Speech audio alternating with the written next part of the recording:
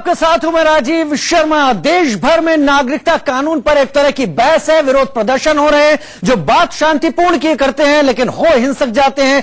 इस पर तमाम बातें, क्या प्रधानमंत्री ने कहा और क्या खास बातें हैं, वो हम आपको ग्राफिक्स के जरिए प्रधानमंत्री की बातें दिखा देते हैं। प्रधानमंत्री मोदी की बड़ी बातों से शुरुआत करते हैं। नागरिकता कानून पर भ्रम फैलाया जा रहा है। मुझसे नाराजगी है तो मेरा पुतला जलाओ, पुलिस किसी की दुश्मन नहीं होती, साफ कहा प्रधानमंत्री मोदी ने। कुछ राजनीतिक दल लोगों में डर फैला रहे हैं। डिटेंशन सेंटर की बात पूरी तरह से झूठ फैलाई जा रही है। ये कुछ अर्बन नक्सल हैं जो सीएए पर झूठ फैला रहे हैं, एनआरसी का हवा खड़ा कर रहे हैं। वोट बैंक की राजनीति करने वाले इस अफवाह को फैला रहे हैं ताकि वोट हासिल कर सके। मनमोहन सिंह जी ने कहा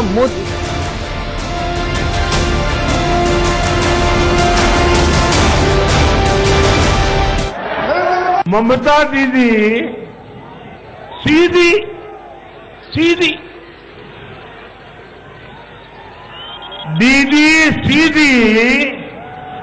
कोलकाता से यूएनओ पहुंच गई, संयुक्त राष्ट्र संघ पहुंच गई। लेकिन कुछ साल पहले तक यही ममता दीदी संसद में खड़े होकर गुहार लगा रही थी कि बांग्लादेश से आने वाले घुसपैठियों को रोका जाए, वहां से आए पीड़ित शरणार्थियों की मदद की जाए। संसद के अंदर स्पीकर के सामने कागज फेंकती थी। बांग्लादेशियों के खिलाफ हमारे देश के पूर्व प्रधानमंत्री डॉक्टर मनमोहन सिंह जी 10 साल इस देश पर उन्होंने प्रधानमंत्री पद के रूप में राज किया।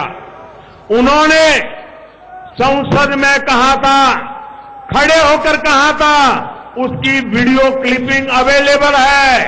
उन्होंने कहा था कि हमें बांग्लादेश से आए उन लोगों को नागरिकता देनी चाहिए जिनका अपनी आस्था की वजह से वहां पर उत्पीड़न हो रहा हो, जो वहां से बात करके भारत आ रहे हैं।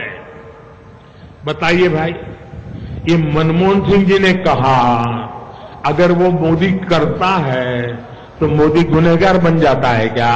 ये कम्युनिस्ट पार्टी के दिग्गज, उनके नेता प्रकाश कारंत जी ने कहा था कि धार्मिक उत्पीड़न की वजह से बांग्लादेश से आने वालों को मदद की बात उन्होंने भी की थी। आज जब इन्हीं लोगों के राजनीतिक दल धार्मिक उत्पीड़न की वजह से भारत आए शरणार्थियों को नागरिकता देने से मना कर रहे हैं, तो इनका असली चेहरा भी देश के लोगों के सामने आ रहा है। चुनाव आते हैं, जाते हैं, सत्ता मिलती है, चली जाती है, इतनी डरी क्यों हो रहे? बंगाल की जनता पे भरोसा करो।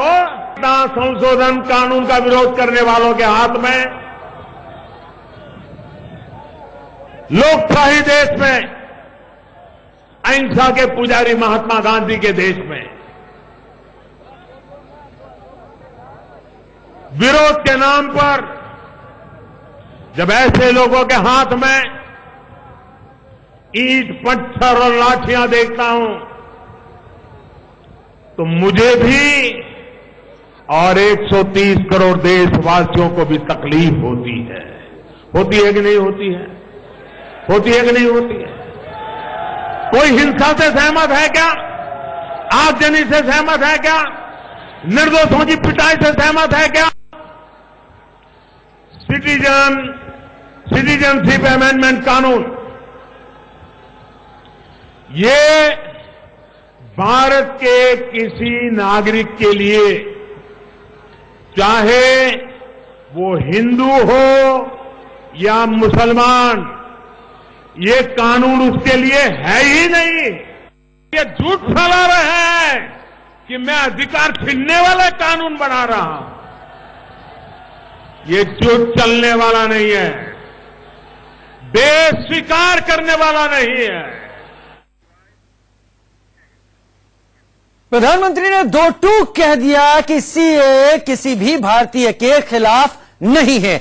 नागरिकता संशोधन कानून को लेकर तमाम विपक्षी पार्टियां सरकार की घेराबंदी कर कानून को बदलने की मांग कर रही हैं। अब विरोध का शोर एनडीए से भी उठने लगा। एक नहीं बल्कि तीन दलों ने प्रधानमंत्री मोदी की मुखालफत की है।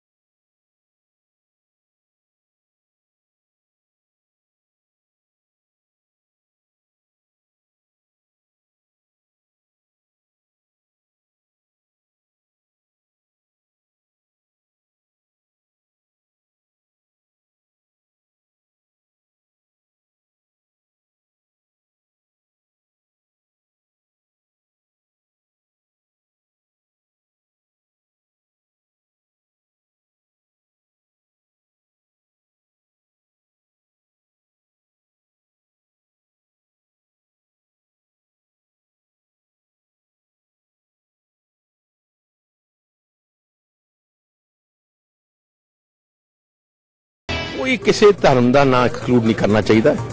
जो इत्थे 30 साल रह गया, कोई 25 साल रह गया, जिदे परिवार बच्चे इत्थे हो गए, उन्हें सारे बिहार में भी नागरिकता पर विरोध के सुर तेज होने लगे हैं। जेडीयू प्रवक्ता केसी त्यागी ने गंभीर हालात का हवाला देते हुए नागरिकता पर एनडीए की बैठक बुलाने की भी नसीहत दे डाली। हमें जो सूचित किया गया था कि सीएबी अलग है, एनआरसी अलग है। पहले तो एनडीए में आम सहमति होनी चाहिए, फिर विपक्षी दल के नेताओं को और आंदोलनकारी नेताओं को बुला करके उनको आम सहमति बनाने का प्रयास करना चाहिए।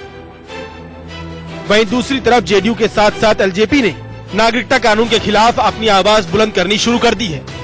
पार्टी ने कहा है कि संशोधित नागरिकता कानून और प्रस्तावित एनआरसी पर हो रहे प्रदर्शनों से साफ है कि सरकार देश में भ्रम को दूर करने में नाकाम साबित हुई है।